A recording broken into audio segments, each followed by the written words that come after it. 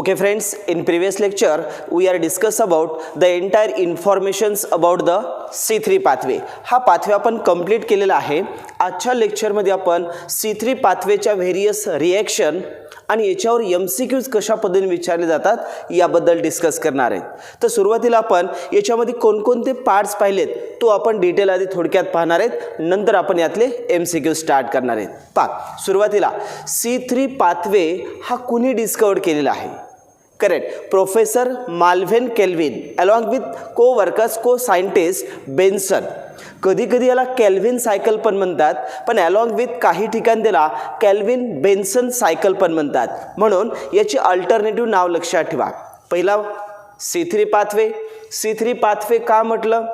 The pathway in which first stable compound is a phosphoglyceric acid which having the 3 carbon, hence called as the C3 pathway. ज्या pathway मध्ये जेव्हा carbon डायऑक्साइडचं fixation होताना पहिला stable compound आम्हाला phosphoglyceric acid मिळतो आणि ज्याच्यामध्ये कार्बनची संख्या किती असते? 3. म्हणून त्यांना कोणता पाथवे म्हटला मी?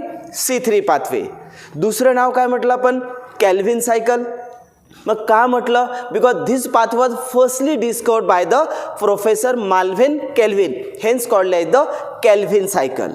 काही रेफरन्सेस बुकमध्ये मिळाला की हा पाथवे डिस्कवर करत असताना Melvin Calvin along with the Benson, म्हणून कधी कधी याला केल्विन बेन्सन सायकल्स देखील म्हणतात.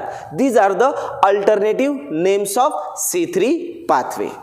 दूसरा, C3 pathway is completed in those plant that plant is known as the C3 plant. तर इथं वाक्य लक्षात ठेवायचं, हा पाथवे ज्या प्लांट्स मध्ये होतो त्या प्लांट्सला काय म्हणतो आपण? C3 प्लांट्स असं म्हणतात. The plants which follow the C3 pathway, such type of plants is known as the C3 plant. Now such type of plants or C3 plants which is distributed in a all over world. C3 plant जे आहेत यांचं जर डिस्ट्रीब्युशन्स पाहिलं तर all over वर्ल्डमध्ये ते plant distribute आहेत. Mostly these are present in a temperate region. कोणत्या रिजन्समध्ये असतात? टेम्परेट रिजन्समध्ये. आता ॲक्च्युअल आपण टेम्परेट रिजन ज्यावेळेस म्हणतात त्यावेळेस प्लांटचं क्लासिफिकेशन आपण क्लायमेटच्या बेसिसवर जर केलं तर पहिलं लक्षात ठेवायचं, सम रिजन्स आर द, त्याला म्हणतो आपण temperate region. Some are the tropical region, some are the some tropical region. म्हणजेच depending upon the climate the plants are classified into the following types. First one is the tropical region, second one is the subtropical region and third one is the temperate region. तर all over world मध्ये जो temperate zone असतो, temperate reasons असतात, अशा region मध्ये mostly जे plants असतात त्या प्लांट्सला काय म्हणायचं? C3 plant. तर C3 प्लांटचं डिस्ट्रीब्युशन्स कुठे आहे? All over world. दुसरा, मोस्टली कोणत्या रिजन्स मध्ये असतात? करेक्ट, टेम्परेट रिजन्स मध्ये. मग हे C3 प्लांट्स मोस्टली कोणते असतात? सीडेड प्लांट्स असतात, ज्याला आपण पल्सेस पाहिले असतील, सिरियल्स पाहिले असतील, ऑइल सीड्स पाहिले असतील, जे सीड्स फॉर्मिंग प्लांट्स असतात, जे जनरली कोणते असतात? C3 plant. फॉर एक्झाम्पल, पल्सेसमध्ये जेवढ्या काही डाळी येतात मग त्यामधील ग्रीन ग्राम असेल, ब्लॅक ग्राम असेल, all these are the pulses, that is called as the C3 plant. For example, wheat, गहू आपण ज्याला म्हणतात. फॉर एक्झाम्पल, राईस, उरायचा सटैवा ज्याला आपण तांदूळ असं म्हणतात, पॅडी, राईस, हे सर्व प्लांट्स कोणते आहेत? C3 plant. तर पहिला C3 प्लांट कुणाला म्हणायचं? ज्या प्लांट्समध्ये कोणता पाथवे होतो? C3 pathway. ते प्लांट कुठं डिस्ट्रीब्यूट केलेत? All over world. मोस्टली कोणत्या रिजनमध्ये असतात? Temperate region. आणि या C3 प्लांट्समध्ये जेव्हा आपण C3 पाथवे पाहिलं तर तो फक्त ओनली 1 क्लोरोप्लास्टमध्ये होतो, ज्या क्लोरोप्लास्टला काय म्हटलं आपण? मेझोफिल क्लोरोप्लास्ट. कोणता क्लोरोप्लास्ट असतो? Mesophyll chloroplast. So C3 plants which having the only one type of chloroplast where the C3 pathways takes place, that is called as the mesophyll chloroplast. Next, these are completed inside the, हा कुठे complete होतो? Inside the stroma of chloroplast. पुन्हा याचं location कुठं आहे? Stroma of chloroplast. Actual क्लोरोप्लास्टमध्ये कुठं होतं? Stroma of chloroplast. याच्यानंतर पाहिलं की जेव्हा आपण स्ट्रोमा ऑफ क्लोरोप्लास्टमध्ये C3 पाथवे कंप्लीट होतं त्यावेळेस जो CO2चं फिक्सेशन होतं त्यावेळेस 6 turn is required for the synthesis of 1 molecule of glucose. तर ज्यावेळेस आपण केल्विन सायकल जर पाहिलं तर ही सायकल कंप्लीट एक सायकल ज्यावेळेस होते त्यावेळेस असे 6 टर्न कंप्लीट होतात तेव्हा एक ग्लुकोजचा मॉलिक्यूल तयार होतं. ते MCQs विचारलं जाईल during the C3 pathway which is takes place in those plant that plant is known as the C3 plant. मग C3 प्लांट्समध्ये जेव्हा एक ग्लुकोजचा मॉलिक्यूल तयार होतं त्यावेळेस किती टर्न कंप्लीट होतात? तर लक्षात ठेवायचं 6 टर्न. मग 6 टर्न म्हणजे 6 कार्बन डायऑक्साईड फिक्सेशन होतात. 6 turn whenever the completed in a Calvin cycle at that time one of the molecule glucose are synthesised. याच्यानंतर तुम्हाला नेक्स्ट क्वेश्चन विचारलं जाईल 1 molecule of glucose synthesized during the C3 pathway in a C3 plants, how many assimilatory powers are required? तर इथं तुम्हाला answer लिहायचं आहे की ॲसिमिलेटरी पॉवर जी आहे तिथे तुम्हाला 18 molecules of ATP and 12 molecules of NADPH2 is required for the synthesis of 1 molecule of glucose. सर्व रिॲक्शन्स आपण पाहिलेल्या आहेत, सर्व सायकल आपण डिस्कस केली आहे. पण ॲक्च्युअली MCQs कसे विचारले जातात यानुसार जर पाहिलं आपण एक ग्लुकोजचं सिंथेसिस करण्यासाठी CO2 किती लागतात? 6 CO2. एक ग्लुकोज सिंथेसिस करताना किती ATP लागतात? 18 ATP. एक ग्लुकोज सिंथेसिस करण्यासाठी किती NADPH लागतात? 12 molecule of NADPH2. कधी कधी क्वेश्चन्स असा विचारला जाईल during the C3 pathway. During the C3 pathway, these 18 ATP molecules are utilized, but out of these, the 12 molecules यांच्यापैकी आपण यांना 2 ग्रुपमध्ये डिस्ट्रीब्यूट केलं. एक आहे 12 molecule of ATP आणि दुसरं आहे 6 molecule of ATP. This 12 molecule of ATP is required for the synthesis or reduction. जेव्हा रिडक्शन होताना तिथं तुम्हाला सिंथेसिस आणि रिडक्शन होताना 12 molecules लागतात. तर इथे लक्षात ठेवा सिंथेसिससाठी 12 molecule of ATP लागतात आणि 6 molecule of ATP जे आहेत ते रिजनरेशन कोणत्या प्रोसेसमध्ये लागतात? रिजनरेशन ऑफ रेब्युलोज बायफॉस्फेटसाठी लागतात. Out of 18, the 12 molecules is required for the process of synthesis of hexose sugar and remaining 6 molecule of ATP is required for the regeneration of ribulose biphosphate. Now, these are the main summary in a C3 pathway. याच्याशिवाय आपल्याला condition लक्षात ठेवायच्यात की C3 pathway मध्ये ज्या main steps आहेत त्या total किती आहेत? 3 स्टेप. पहिल्या स्टेपचं नाव करेक्ट, त्याला काय म्हटलं आपण? कार्बोझायलेशन. सेकंड स्टेप कोणती आहे? That is called like the carboxylation. नंतर आपण सेकंड स्टेप पाहिलं that is called like the reduction. कोणती स्टेप आहे? रिडक्शन. आणि थर्ड स्टेप आहे ज्या थर्ड स्टेपला म्हटलं आपण synthesis and regeneration. Synthesis and regeneration. आता इन शॉर्टमध्ये सर्व स्टेप आपण सिक्वेन्शियल पाहणार आहेत. त्यातली सुरुवातीला आपण सिंगल कार्बन डायऑक्साईड घेऊन आणि त्याचं मल्टिपलमध्ये कशा पद्धतीने MCQ देतात तो पाहणार आहेत. स्टार्ट करतो आपण स्ट्रोमा ऑफ क्लोरोप्लास्टमध्ये पहिला कंपोनंट कोणता पाहिला आपण? RuBP. So ribulose biphosphate which having the 5 carbon compound present inside the stroma of chloroplast. याला आपण ॲक्च्युअल रुबिस्को असं म्हणतात. जो अबंडंट प्रोटीन स्ट्रोमामध्ये आहे जो क्लोरोप्लास्टच्या 16% जर प्रोटीन कोणतं असेल तर ते कोणतं असतं? रुबिस्को. आता ॲक्च्युअल याला रुबिस्को म्हटलं तर मी याला RuBP याच्यापुढं CO ज्याला आपण कार्बोझायलेज ऑक्सिजनेज. याच्या आधीच्या लेक्चरमध्ये आपण पाहिलं this ribulose biphosphate which having the dual in function depending upon the concentration of CO2. Correct.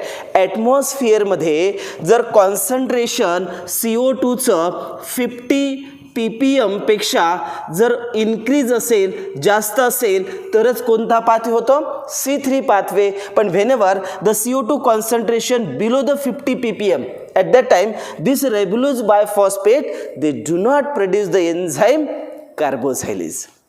अशा वेळेस तो कोणतं एन्झाईम प्रोड्यूस करतं, बरोबर आहे, ऑक्सिजनेज करतं. म्हणजेच depending upon the atmospheric CO2 concentration, whenever the 50 or more than 50 ppm concentration of CO2 present in the atmosphere, at that time C3 plants which follow the C3 pathway, and at that time this ribulose biphosphate which produce the enzyme carboxylase, hence they accept the atmospheric CO2 and to follow the C3 pathway. पण याच्याशिवाय आम्ही पाहिलं, जर CO2चं concentration 50 ppm पेक्षा जर below असेल तर अशा वेळेस हेच रेब्युलोज बायफॉस्फेट कोणतं एन्झाईम प्रोड्यूस करतं, राईट, ऑक्सिजनेज. आणि तिथं कोणती प्रोसेस होते, करेक्ट, फोटो रेस्पायरेशन. मग फोटो रेस्पायरेशन ज्यावेळेस होतं तेही कुणामध्ये होतं, C3 plants, but it required the 3 cell organelle. सांगा कोणते आहेत, आठवत आहेत, 3 सेल ऑर्गेनिल. पहिला कोणता, क्लोरोप्लास्ट, दुसरा परऑक्सिझोम आणि तिसरा करेक्ट मायटोकॉन्ड्रिया. तर या 3 सेल ऑर्गेनिलनं मिळून C3 प्लांट्समध्ये कोणती प्रोसेस होते, फोटो रेस्पायरेशन, ज्याच्यासाठी ॲटमॉस्फिअरमधून कुणाला ॲक्सेप्ट केलं तर ऑक्सिजन, ज्याच्यासाठी कोणतं एन्झाईम लागतं, ऑक्सिजनेज. ही सुद्धा ॲबिलिटी कुणाकडे आहे, रेब्युलोज बायफॉस्फेट. इन शॉर्ट त्याला रुबिस्को ज्यावेळेस त्याला म्हटलं जाईल तर कार्बोझायलेज ऑक्सिजनेज म्हणतो आपण त्याला. तर हे ड्युअल फंक्शनचा रेब्युलोज बायफॉस्फेट आपण काय स्टडी करतोय, C3 पाथवे. तर लक्षात ठेवा, रेब्युलोज बायफॉस्फेट 5 carbon compound present inside the stroma of chloroplast. It accept the atmospheric CO2. कुणाला ॲक्सेप्ट केलं, ॲटमॉस्फेरिक CO2. एंटर्स कशामध्ये झाला, प्लांट थ्रू कुणाच्या झाला, स्टोमॅटा. नाव लक्षात ठेवायचं, stomata is the opening present in the upper and lower epidermis. Mostly lower एपिडर्मिसमध्ये मॅक्झिमम स्टोमॅटा असतात जे ॲटमॉस्फिअरमधला CO2 एंटर्स करतात. मग through the stomata enters inside the leaf. Upper and lower एपिडर्मिसच्या मध्ये मिझोफिल सेल, मिझोफिल सेलच्या मध्ये क्लोरोप्लास्ट, क्लोरोप्लास्टच्या मध्ये स्ट्रोमा, स्ट्रोमाच्या मध्ये रेब्युलोज बायफॉस्फेट आणि त्याच्यामध्ये जाऊन तो कंबाईन होतं. Ribulose biphosphate 5 carbon containing compound present inside the stroma which accept the atmospheric CO2 with the help of enzyme carboxylase and to form the unstable 6 carbon compound. पाहिलं तुम्ही काय नाव दिलं मी, अनस्टेबल 6 कार्बन कंपाऊंड. याचंच काय होतं, hydrolysis होतं आणि हायड्रॉलिसिस होऊन काय तयार होतं इथं, फॉस्फोग्लिसरिक ॲसिड.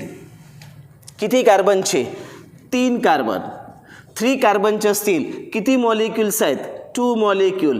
मग 2 मॉलिक्यूल जे आहेत ते फॉस्फोग्लिसरिक ॲसिडचे इथं तयार होतात आणि जो तयार होणारा प्रोडक्ट आहे त्याला काय म्हणतो आपण, फॉस्फोग्लिसरिक ॲसिड. नाव these are the first step. पहिली आपण काय नाव दिलेला, कार्बोझायलेशन. So carboxylation is the first step, takes place during the C3 pathway.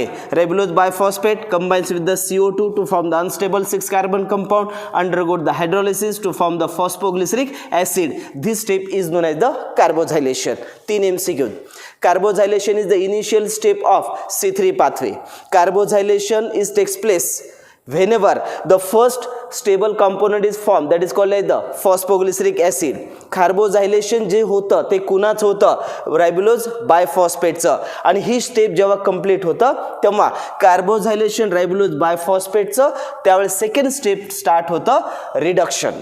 मग रिडक्शन कुणाचं आता, फॉस्फोग्लिसरिक ॲसिड. फॉस्फोग्लिसरिक ॲसिडचं इनिशियल कन्व्हर्जन कुणामध्ये होतं, 1,3 di phosphoglyceric acid, 3 carbon 2 molecule. by using the ATP. Molecules 2 आहेत तर मी इथं काय लिहिल, 2 molecules of ATP is converted into 2 molecules of ADP. आपण 6 घेतलंय का? नाही आहे. Only 1 CO2. क्वेश्चन कसा विचारला जाईल याच्यानुसार तुम्हाला MCQs काढता आले पाहिजेत, म्हणून आपण CO2 एकच घेतलेला आहे, रेब्युलोज बायफॉस्फेट एकच घेतलेला आहे. ठीक आहे. त्याच्यानंतर 1,3-डायफॉस्फोग्लिसरिक ॲसिड इज कन्व्हर्टेड इनटू, यांचं कन्व्हर्जन कशामध्ये होतं? फॉस्फोग्लिसराल्डिहाइड 3 carbon 2 molecule by using the NADPH2. कुणाचं कन्व्हर्जन होतं? NADPH2. याचं कन्व्हर्जन कशामध्ये होतं? NADP मध्ये होतं. किती मॉलिक्युल्स आहेत? 2 मॉलिक्यूल 2 मॉलिक्यूल. आता मला सांगा, NADPH2 मधून रिमूव्हल ऑफ हायड्रोजन झाला, त्याचं नाव काय? ऑक्सिडेशन. आणि हा हायड्रोजन याच्यामध्ये ॲड झाला, प्रोसेस कोणती? रिडक्शन. तर फॉर्मेशन कुणाचं होतं? फॉस्फोग्लिसरॅल्डिहाइड. तर रिडक्शन कुणाचं? फॉस्फोग्लिसरिक ॲसिडचं. कशामध्ये होतं? फॉस्फोग्लिसरॅल्डिहाइडमध्ये. त्यावेळेस याच रिॲक्शनला आपण काय नाव दिलं? That is called as the second step और which is also known as the reduction. मग रिडक्शन झाल्याच्या नंतर थर्ड स्टेप कोणती आहे? Synthesis and regeneration. तिथं आता वाक्य तुम्हाला लक्षात ठेवा. किती मॉलिक्युल्स आहेत? 2 मॉलिक्युल्स आहेत. कुणाचे? फॉस्फोग्लिसरॅल्डिहाइड. नाव this 2 molecules combines to each other to form the, last आपण काय पाहिलं होतं? Fructose one six diphosphate, fructose six phosphate, glucose six phosphate and last converted into the glucose. मी इथं डायरेक्टली लिहितो. यांचे 2 मॉलिक्यूल एकत्रित येतात आणि काय तयार होतं? ग्लुकोज तयार होतं, ज्यांच्यामध्ये कार्बन किती असतात? 6 कार्बन. इथं मी डायरेक्ट हा पॉईंट्स लिहिला. 2 molecule of phosphoglyceraldehyde combines to each other to form the hexose sugar that is called as the glucose. Hexose sugar 6 carbon. म्हणजेच इथं 2 फॉस्फोग्लिसरॅल्डिहाइड 3 कार्बनचे मॉलिक्यूल एकत्रित येतात आणि ग्लुकोज तयार होतं. आणि इथे एक स्टेटमेंट दिलेलं आहे पहा. Some intermediate components are formed which reproduce the recycling of ribulose biphosphate. तर ते इंटरमिडिएट कॉम्पोनंट म्हणजेच याला मी आता नाव दिलं 6 टर्न. आता आपण इथं एक घेतला होता. मी जर म्हटलं इथं 6 रेब्युलोज बायफॉस्फेट, काय होणार मग? 6 टर्न म्हणजेच 6 CO2. लक्षात आलं?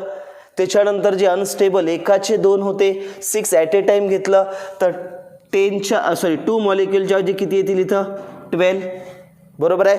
त्यानंतर इथं किती होतील? 12 मॉलिक्यूल.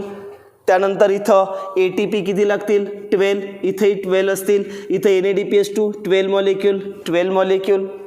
आणि इथं आपण ज्यावेळेस 2 मॉलिक्यूल्स आलेत तर 12 मॉलिक्यूलपैकी 2 मॉलिक्यूल हे कशासाठी लागतात? सिंथेसिस. क्वेश्चन विचारलं जातं सिंथेससाठी हाऊ मेनी फॉस्फोग्लिसरॅल्डिहाइड्स आर युटिलाइज्ड? 2 मॉलिक्यूल. मग 12 पैकी 2 गेलं, रिमेनिंग किती राहतील? Correct 10 molecule. मग या ठिकाणी मी लिहिलं फॉस्फोग्लिसरॅल्डिहाइड 3 कार्बन किती असतील? 10 मॉलिक्यूल. हा जो पार्ट आहे हा कोणत्या प्रोसेससाठी जाईल? That is called as the regeneration. मग रिजनरेशन कुणाचं करायचं आहे? रेब्युलोज बायफॉस्फेट. कुणापासून होणार आहे? 10 मॉलिक्यूल ऑफ फॉस्फोग्लिसरॅल्डिहाइड. मग या 10 मॉलिक्यूल ऑफ फॉस्फोग्लिसरॅल्डिहाइड पैकी सुरुवातीला जो इंटरमिडिएट कॉम्पोनंट तयार होतं त्याचं नाव असतं रेब्युलोज मोनोफॉस्फेट. यांच्यामध्ये 5 कार्बन आणि ते 6 मॉलिक्यूल तयार होतात. पाहिलं आपण 3 कार्बनचे 10 म्हणजे 30 कार्बन्स आहेत. त्याला जर आपण डिवाइड केलं 5 न तर या ठिकाणी 6 मॉलिक्यूल होतील 5 कार्बनचे, ज्याचं नाव काय असेल? रेब्युलोज मोनोफॉस्फेट.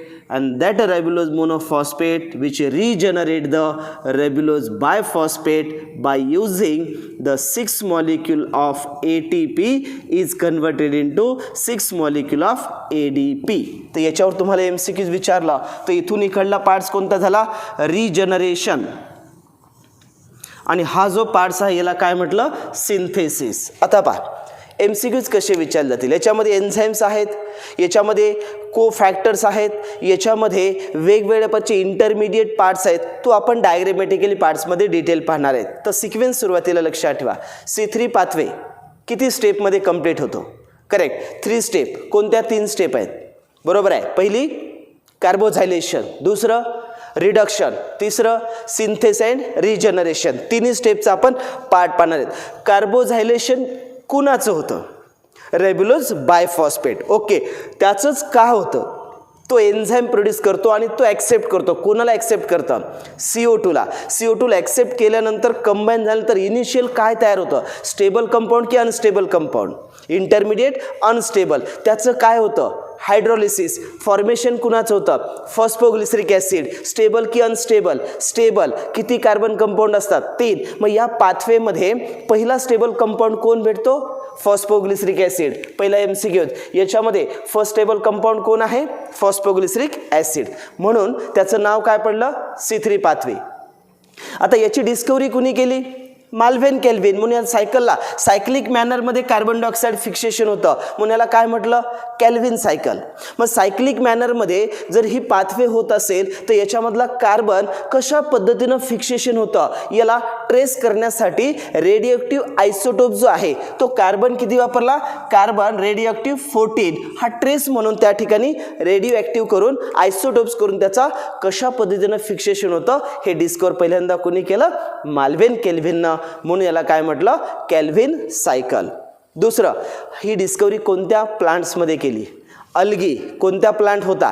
क्लोरेला. म्हणजेच डिस्कवरी करताना अल्गीमधल्या क्लोरेलामध्ये रेडिओएक्टिव्ह कार्बन 14 ट्रेस करून त्यानं पूर्ण हे फिक्सेशन कसं होतं ते स्टडी केलं म्हणून त्यांना नाव काय दिलं? Kelvin cycle. ह्या त्याची इंट्रोडक्शनचा पार्ट.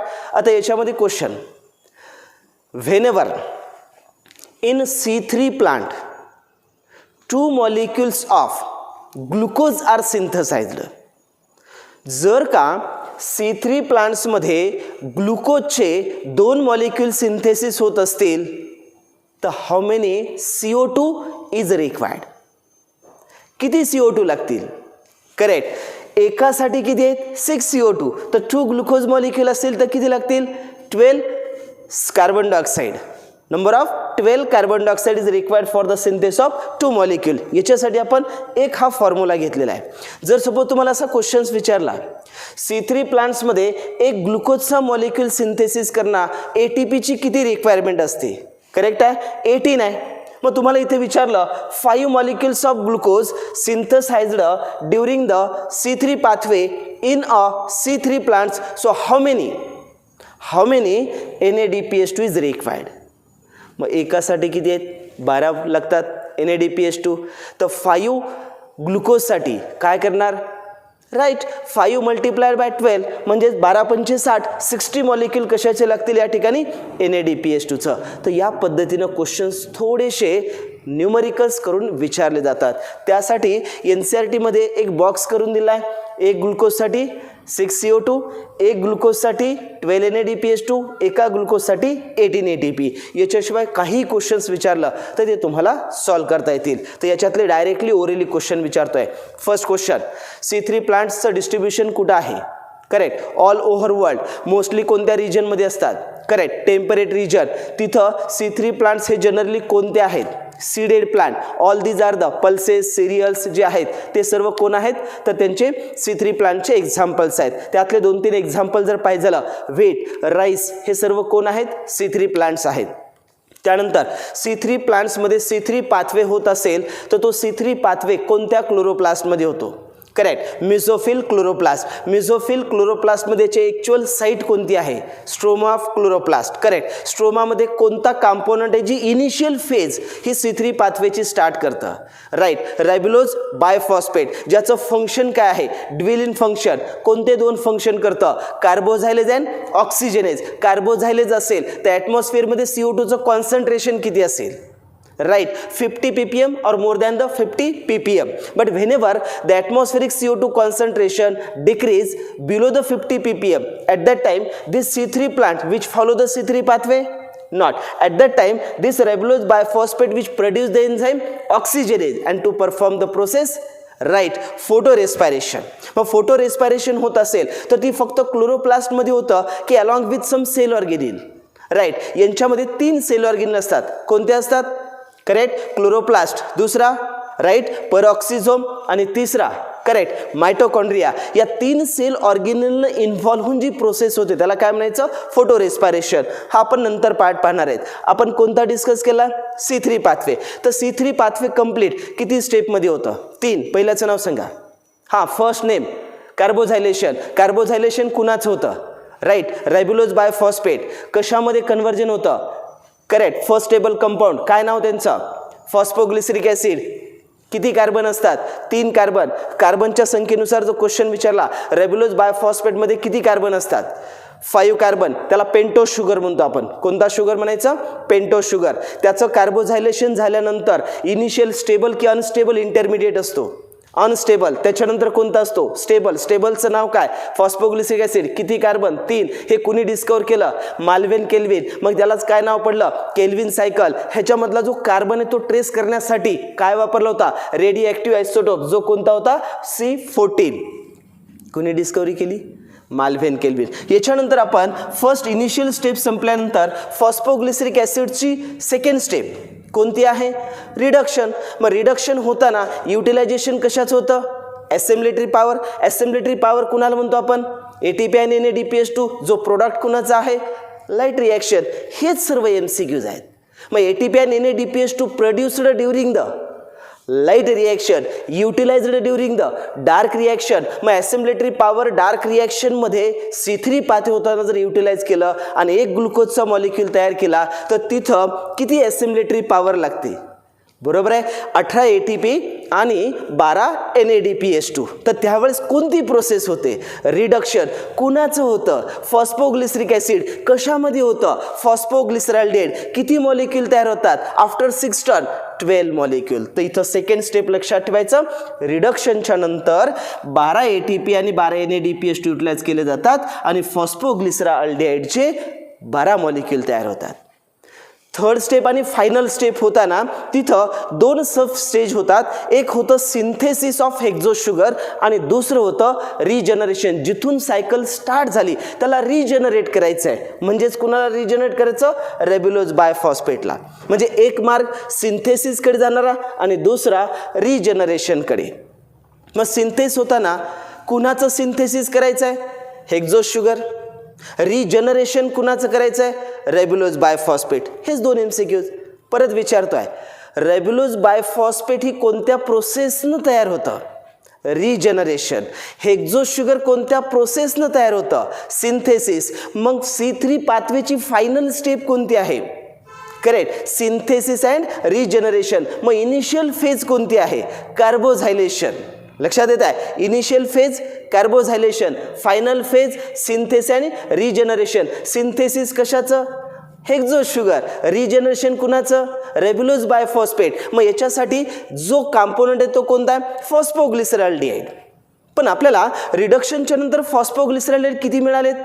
Right, 12 molecule. त्यातला एक ग्रुप केला आपण किती? 2 मॉलिक्यूलचा आणि दुसरा 10 molecule. 10 molecule of phosphoglyceraldehyde is required for the process of right regeneration and 2 molecules is required for the synthesis of hexose sugar. म्हणून आपण सिंथेसिस होताना डायरेक्टली इथं आपण ग्लुकोज दिला, पण आपण प्रिव्हियस लेक्चरमध्ये पाहिलं फॉस्फोग्लिसरॉल्डेटचे 2 मॉलिक्यूल एकत्रित येतात, फ्रुक्टोज 1,6 डायफॉस्फेट.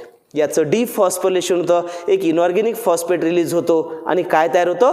Fructose 6 phosphate. याचं आयसोमर्स पुन्हा तयार होतं, ग्लुकोज 6 फॉस्फेट. त्याचं डिफॉस्फोरिलेशन एक इनऑर्गॅनिक फॉस्फेट रिलीज होतं आणि फायनली काय तयार होतं? ग्लुकोज. हाच आपण पुन्हा रेस्पिरेशनमध्ये ग्लायकोलिसिसमध्ये पाहणार आहेत. पण ॲक्च्युअल याला रिव्हर्स ग्लायकोलायटिक प्रोसेस म्हणतात. कोणती म्हणायचं? Reverse glycolytic process. हे पुढे आपण ग्लायकोलिसिसमध्ये पाहणार आहेत. रिव्हर्स आणि फॉरवर्ड काय आहे? तर synthesis of glucose. Main purpose काय आपला? डार्क रिॲक्शनमध्ये कार्बोहायड्रेटचं सिंथेसिस करणं. पण जेव्हा इथं सायकल सिंथेसिस ऑफ ग्लुकोज झालं, सायकल कंप्लीट होते का? नाही आहे. जिथून स्टार्ट झालं त्याचं रिजनरेशन करायचं आहे. म्हणून रिमेनिंग 10 मॉलिक्यूल काय करतात? तर त्याचे इंटरमिडिएट कंपोनंट तयार करतात. इनिशियली 4 कार्बन कंटेनिंग शुगर तयार करतात, erythrose. Then 7 carbon containing compound आहे सिडेफिप्टिलोज. ह्या सर्वांना मी इंटरमिडिएट कंपोनंट म्हटलं. फायनल स्टेपला रेब्युलोज मोनोफॉस्फेट तयार होतं आणि याला रिजनरेशन करता असताना ATPचं मॉलिक्यूल युटिलाइज करतात आणि रेब्युलोज बायफॉस्फेट तयार करतात. तर या पद्धतीनं तुम्हाला C3 पाथवे हा लक्षात ठेवायचा आहे. याच्याशिवाय जे काही ॲडिशनल को फॅक्टर आणि याच्या स्टेप वाईज ज्या रिॲक्शन्स आहेत त्याच पाहतोय आपण डायग्रॅमॅटिकली. पहा, आत्ता जो आपण डिटेलमध्ये डिस्क्राईब केलेला जो पार्ट्स आहे ज्याला काय म्हटलं आपण Calvin cycle which is also known as the C3 pathway. The pathway was firstly discovered by the plant physiologist Dr. Melvin Kelvin in 1954. That's why this pathway is known as the C3 pathway or which is also known as the Kelvin cycle. कार्बनचा जो path आहे फिक्सेशनचा तो पहिल्यांदा यांनी describe केल्यामुळे त्याला काय नाव दिलं केल्विन सायकल. पा sequential reactions of fixation of CO2 and to form the glucose याला आपण जेव्हा प्लांट्समध्ये पाहिलं त्यावेळेस फर्स्ट डिस्कवरी करणारे जे सायंटिस्ट आहेत ते कोण आहेत माल्व्हिन केल्विन. आणि त्यांनी जी टेक्निक वापरली ट्रेस टेक्निक ज्याला क्रोमॅटोग्राफी म्हणतो आपण आणि रेडिओग्राफी या दोघांचा युटिलायझेशन करून त्यांनी पाथ हा डिस्क्राईब केला. यांच्यासाठी त्यांनी एक्सपेरिमेंटसाठी जे प्लांट्स वापरलं होतं ते प्लांट्स कोणतं होतं unicellular chlorella as well as scenedesmus. These are the 2 organism where this C3 pathway are described. याच्यामध्ये त्यांनी कार्बन रेडिओ ॲक्टिव्ह 14 हा ट्रेसर म्हणून त्यांनी एलिमेंट्स युटिलाइज केला आणि C3 पाथवेचा fixation of CO2 describe केलं ज्याला त्यांनी काय नाव दिलं होतं केल्विन सायकल. आपण हे डिटेलमध्ये केल्विन सायकल पाहिलेली आहे ज्याच्यामध्ये रेब्युलोज बायफॉस्फेट पासून स्टार्ट होतं आणि लास्ट रेब्युलोज बायफॉस्फेट हा रिसायकलिंगमध्ये रिजनरेट होतो. तर हे आपल्याला कंप्लीट पाथवेमध्ये जो पहिला स्टेबल कंपाऊंड मिळाला तो कोणता म्हणता फॉस्फोग्लिसरिक ॲसिड ज्यांच्यामध्ये कार्बन कंपाऊंड किती होते 3 म्हणून त्यांनी त्याला नाव काय दिलं C3 पाथवे. ॲक्च्युअल या C3 पाथवेमध्ये ज्या सिक्वेन्शियल सर्व रिॲक्शन्स आहेत त्याला आपण डिटेलमध्ये स्टडी करणार आहेत. पण हे स्टडी करताना आपण पाहिलं की याला डिव्हायडेशन मेजर 3 फेजमध्ये केलं. Hence these 3 phase is also known as the C3 cycle which is also known as the C3 pathway completed in those plant that is called as the C3 plant and discovered by the Kelvin along with the another scientist Benson. त्याच्यामुळे त्याला kelvin Benson cycle पण म्हटलं ज्याच्यासाठी त्यांना Nobel prize in 1961 मध्ये को workers doctor Benson's यांच्या along with ते देण्यात आलं. मग मेल्विन केल्विन सायकल किंवा केल्विन बेन्सन सायकल जे C3 पाथवे कंप्लीट होताना फॉलोइंग स्टेपमध्ये कंप्लीट केला. फर्स्ट फेज कोणती झाली आपली बरोबर आहे कार्बोझायलेशन. सेकंड फेजला काय म्हटलं आपण रिडक्शन फेज आणि थर्ड फेजमध्ये ज्या 2 सब फेज आहेत त्यातली फर्स्ट कोणती घेतली सिंथेसिस आणि दुसरी घेतला आपण रिजनरेशन. तर या 3 स्टेपमध्ये आपण हा C3 पाथवे कंप्लीट केलेला आहे. याच्यानंतर आपण सिक्वेन्शियल जर फर्स्ट स्टेप पाहिलं तर या फेजला काय म्हटलं आपण कार्बोझायलेशन. तर ॲक्च्युअली ही प्रोसेस कुठे होते स्ट्रोमा ऑफ क्लोरोप्लास्टमध्ये. स्ट्रोमा ऑफ क्लोरोप्लास्टमध्ये इनिशियली जो प्रेझेंट असणारा 5 कार्बन कंटेनिंग कंपाऊंड आहे ज्याचं नाव काय असतं बरोबर आहे रेब्युलोज डायफॉस्फेट किंवा यालाच दुसरं नाव आहे रेब्युलोज बायफॉस्फेट. तर ॲक्च्युअल रेब्युलोज डायफॉस्फेट म्हणा किंवा ribulose biphosphate which is present inside the stroma of chloroplast. नाव they having the ability to produce the enzyme carboxylase. पाहतो आपण कार्बोझायलेज एन्झाईममुळं ॲटमॉस्फिअरमधून तो कुणाला ॲक्सेप्ट करतो CO2 ला आणि रेब्युलोज डायफॉस्फेटमध्ये CO2 ॲडिशन झाल्यामुळं तो इनिशियली एक 6 कार्बनचा अनस्टेबल कंपाऊंड तयार करतो ज्याच्यामुळं त्यांच्यामध्ये हायड्रोलिसिस होतं आणि त्याचे 2 मॉलिक्यूल तयार होतात ज्याला काय नाव दिलं आपण PGA करेक्ट फॉस्फोग्लिसरिक ॲसिड आणि हा एक मॉलिक्यूल फॉस्फोग्लिसरिक ॲसिड ज्यांचे 2 मॉलिक्यूल तयार झालं. So unstable 6 carbon compound undergoes the process of hydrolysis to form the 2 molecule of phosphoglyceric acid. त्याची रिॲक्शन पहा रेब्युलोज बायफॉस्फेट 5 कार्बन प्लस एक CO2 टाकला 6 कार्बन झाले. तो जो कंपोनंट तयार झाला तो कोफॅक्टर येतात मॅग्नेशियमन्स आहेत. एन्झाईम कोणता आहे रेब्युलोज बायफॉस्फेट आणि अनस्टेबल कार्बन कंपाऊंड तयार झाला. याचंच पुन्हा हायड्रोलिसिस होऊन काय तयार होतं फर्स्ट स्टेबल कंपाऊंड ज्यांचं नाव काय सांगितलं आपण करेक्ट PGA फॉस्फोग्लिसरिक ॲसिड. खूप वेळेस क्वेश्चन विचारला आहे की C3 पाथवेमध्ये फर्स्ट स्टेबल कंपाऊंड कोण असतो तर नाव लक्षात ठेवायचं फॉस्फोग्लिसरिक ॲसिड. जो अनस्टेबलचा हायड्रोलिसिस होऊन त्या ठिकाणी काय तयार होतं 2 मॉलिक्युल्स ऑफ फॉस्फोग्लिसरिक ॲसिड. इथं आपली पहिली फेज कंप्लीट होते ज्याला काय नाव दिलं आपण कार्बोझायलेशन. याच्यानंतर आपण सेकंड स्टेप पाहिली ज्याला काय नाव दिलं आपण रिडक्शन फेज. फॉस्फोग्लिसरिक ॲसिडचं रिडक्शन होऊन काय तयार होतं बरोबर आहे फॉस्फोग्लिसरॉल्डेट. मग या पूर्ण फेजला काय नाव दिलं आपण रिडक्शन. तर फॉस्फोग्लिसरिक ॲसिड हा जो मॉलिक्यूल आहे त्याला इनिशियली फॉस्फोरिलेटेड होऊन काय तयार होतं ATPचं युटिलाइज होतं आणि प्रोडक्शन कुणाचं होतं, राईट, 1,3 डायफॉस्फोग्लिसरिक ॲसिड. आणि यांच्यामध्ये NADPH2चं युटिलाइज होऊन काय तयार होतं, फॉस्फोग्लिसरा अल्डिहाइड. पहा NADPH2चं कन्वर्जन NADP मध्ये. ह्या एंटायर स्टेपला मिळून काय म्हणतो आपण, रिडक्शन. मग रिडक्शन होताना कुणाचं युटिलायझेशन केलं, राईट, असेंब्लेटरी पॉवर. रिडक्शन कुणाचं झालं, करेक्ट, फॉस्फोग्लिसरिक ॲसिडचं. कशामध्ये कन्वर्जन झालं, राईट, फॉस्फोग्लिसरा अल्डिहाइड. पहा रिॲक्शन पाहतोय आपण, 3PGA phosphoglyceric acid by using the ATP to form the 1,3 diphosphoglyceric acid आणि याचा कन्वर्जन ADP मध्ये झालं. त्याच वेळेस 1,3 डायफॉस्फोग्लिसरिक ॲसिडचं बाय युझिंग द NADPH2 काय तयार झालं, राईट, फॉस्फोग्लिसरा अल्डिहाइड. या पूर्ण स्टेपला मिळून आपण नाव दिलं रिडक्शन फेज. तर इथं तुम्हाला नाव लक्षात ठेवायचं आहे. 12 मॉलिक्युल असेल तर 12 ATP, सिंगल मॉलिक्युल असेल सिंगल ATP. याच्यानंतर मी तुम्हाला एक मध्ये इंटरमिडिएट प्रोसेस सांगितली होती. ज्यावेळेस आपण फॉस्फोग्लिसरा अल्डिहाइड तयार होतात त्यावेळेस त्याचा आयसोमर जो होता तो कोण होता, डायहायड्रॉक्सी ॲसिटोन फॉस्फेट. तर डायहायड्रॉक्सी ॲसिटोन फॉस्फेट जो आहे तो पुन्हा कन्वर्जन कशामध्ये होतं, फॉस्फोग्लिसराल्डिहाइड मध्ये. तर रिडक्शन फेजच्या वेळेस जो DHAP आहे त्याचं कन्वर्जन कशामध्ये होतं, फॉस्फोग्लिसरा अल्डिहाइड. हा स्टेप आपण पाहिलं होतं. आणि याच्यानंतर आपण रिडक्शनच्या नंतर आपण सिंथेस आणि रिजनरेशन स्टेप पाहिलं. तर इन शॉर्ट जो रिडक्शन फेज आहे ते रिडक्शन फेजमध्ये फॉस्फोग्लिसरिक ॲसिडचं काय तयार होतात, फॉस्फोग्लिसरा अल्डिहाइड. त्यावेळेस एन्झाईम कोणतं, ट्रायोज फॉस्फेट आयसोमर्स कुठं असतात, DHAP2 काय होतात, फॉस्फोग्लिसरा अल्डिहाइड. याच्यानंतर आपल्याला पाहायचं आहे की ॲक्च्युअल थर्ड आणि फायनल स्टेप जी आहे त्या फायनल स्टेपला काय नाव दिलं आपण, करेक्ट, सिंथेसिस अँड रिजनरेशन. पहा सिंथेसिस अँड रिजनरेशन मधील फर्स्ट कोणता आहे, सिंथेसिस, ज्याच्यामध्ये आपण ग्लुकोज किंवा हेक्झो शुगर फॉर्मेशन होतं. ज्या सायकलमध्ये पाहतोय आपण जो फॉस्फोग्लिसराल्डिहाइड आहे तर इनिशियली एक फेज जाते सिंथेसिसकडे आणि दुसरी जाते रिजनरेशनकडे.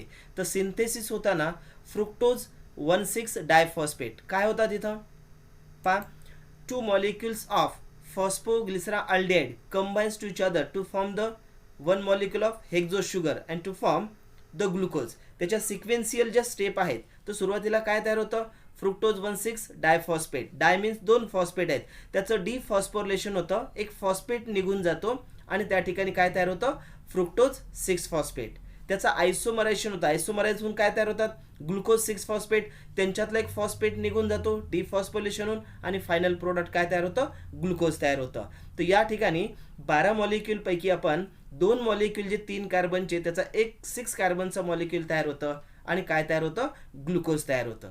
आणि जे रिमेनिंग आहेत ते रिमेनिंग कोणते आहेत, 10 मॉलिक्यूल.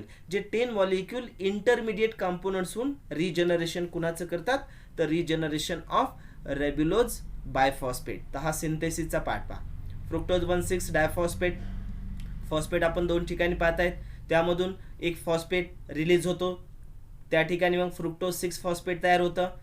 त्यानंतर इथं आयसोमर्स ग्लुकोज 6 फॉस्फेट तयार झाला, पुन्हा इनऑर्गॅनिक फॉस्फेट रिलीज झाला आणि त्या ठिकाणी फायनल प्रोडक्ट काय तयार होतं, ग्लुकोज. तर ह्या सिक्वेन्शियल रिॲक्शनमध्ये तुम्हाला हे नाव लक्षात ठेवायचे आणि त्या ठिकाणी synthesis of glucose. Last end point काय होतं, सिंथेसिस ऑफ ग्लुकोज. नाव this actual process where the carbohydrates are synthesised. आणि फायनल स्टेप आपण पाहिली होती की ज्यांच्यामध्ये रिजनरेशन होताना जे 10 मॉलिक्युल्स आहेत ते कुणाचे होते, 10 मॉलिक्युल ऑफ फॉस्फोग्लिसराल्डिहाइड. याच्यामध्ये इंटरमिडिएट सिक्वेन्शियल खूप साऱ्या रिॲक्शन्स होतात आणि फायनल मेन पर्पज काय आहे, सिंथेसिस ऑफ कुणाचं, राईट, रेब्युलोज बायफॉस्फेट, जिथून आपण सायकल स्टार्ट केली. तर सिक्वेन्शियल आपल्याकडे रिजनरेशनसाठी स्टार्टिंग कुठून होतं, राईट, रिमेनिंग असणारे जे 10 मॉलिक्युल्स आहेत कुणाचे, फॉस्फोग्लिसराल्डिहाइडचं. यांच्यामध्ये काय होतात, बायोकेमिकल मेनी बायोकेमिकल रिॲक्शन्स होतात आणि त्या बायोकेमिकल रिॲक्शन्समधील फॉस्फेट इंटर कन्व्हर्जन्स होऊन मोनोफॉस्फेट आणि मोनोफॉस्फेट नंतर डायरेक्ट काय होतात, डायफॉस्फेट.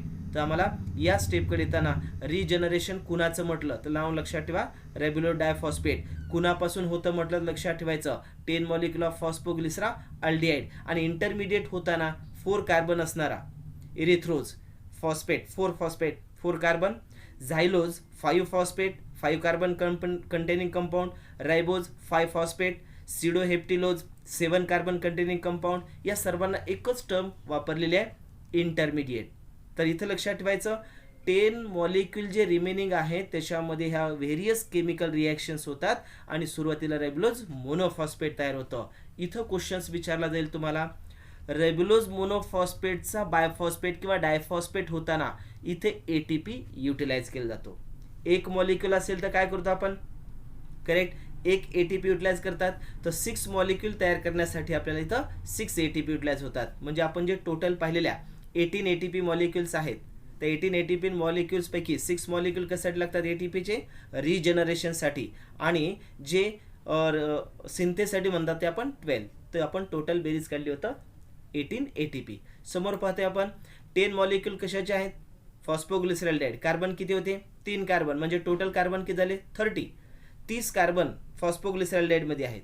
पण यांचं जर आपण डिव्हायडेशन त्याला 5 न केलं, 5 कार्बन करायचे असेल तर मॉलिक्यूल किती तयार होतील, 6, जे आपल्याला कुणाला रिजनरेशन करायचं आहे, बरोबर आहे, 6 molecule of ribulose monophosphate, and by using the ATP to form the, काय तयार होतं, रेब्युलोज डायफॉस्फेट. तर अशा पद्धतीने जी सायकल आपण कंप्लीट केली आहे, त्या सायकलमधील तुम्हाला मेन या 3 स्टेप लक्षात ठेवायच्या आहेत, कार्बोझायलेशन, रिडक्शन, आणि रिडक्शन नंतर सिंथेसिस आणि रिजनरेशन. तर रिजनरेशनमध्ये मोनोफॉस्फेट आधी आणि नंतर काय होतं, रेब्युलोज बायफॉस्फेट. मग depending upon the number of molecule, इथं 3 दाखवलेत म्हणजे 3 ATP, 6 दाखवले 6 ATP, नंबर ऑफ, याच्या बेसिसवर तुम्हाला MCQs वेगळा विचारलं जाऊ शकतं. नाव these are also known as the final step of C3 pathway and to form the continue process, right, C3 pathway. तर या ठिकाणी आपला C3 पाथवे हा कंप्लीट झालेला आहे.